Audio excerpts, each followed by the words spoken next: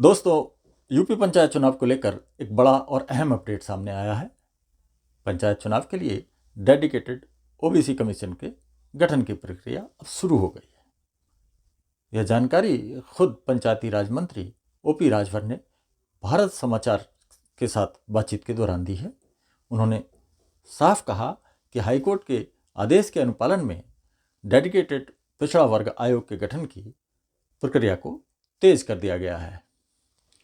दिलचस्प बात यह है कि यूपी कैबिनेट जून 2025 में ही आयोग के गठन की मंजूरी दे चुकी थी, लेकिन इसके बावजूद अब तक इस पर अमल नहीं हो पाया। वजह चाहे समय की कमी रही हो या इसे उतनी प्राथमिकता न दी गई हो, लेकिन मामला ऐसा उलझा कि अदालत तक पहुंच गया।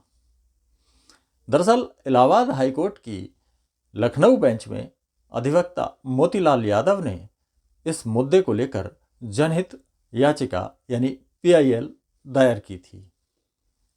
याचिका में मांग की गई थी कि पंचायत चुनाव से पहले ग्राम पंचायतों के नए आरक्षण रोटेशन के लिए डेडिकेटेड ओबीसी कमीशन का गठन किया जाए। अब यह जानना जरूरी है कि ओबीसी आरक्षण का आधार इसी आयोग की रिपोर्ट होगी। आयोग की रिपोर्ट आने के बाद आरक्षण सूची तैयार करने में करीब 2 महीने का समय लग सकता है।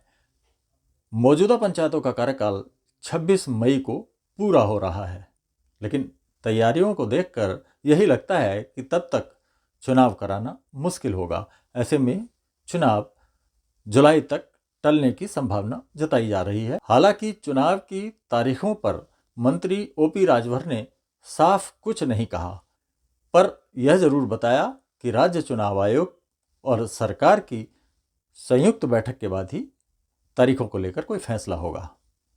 और हाँ, एक आखिरी और अहम बात, आरक्षण में अगर कोई गड़बड़ी दिखे तो ड्राफ्ट आरक्षण सूची जारी होने के बाद ही आपत्तियां दर्ज कराई जा सकती हैं। फिर मिलेंगे किसी नए अपडेट के साथ। धन्यवाद।